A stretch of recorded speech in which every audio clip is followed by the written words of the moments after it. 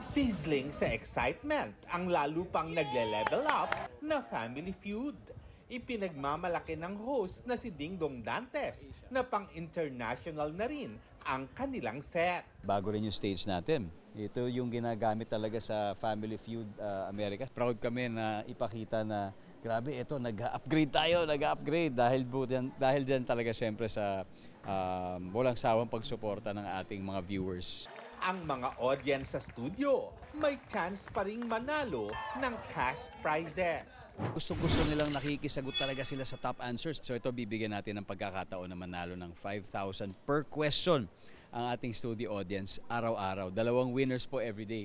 At dahil Holy Week sa susunod na linggo at walang trabaho, tiyak raw na may quick family getaway ang Dante Squad. Wala pang plano masyado. Tingnan natin kung saan kami dadalhin ng mga bagay-bagay.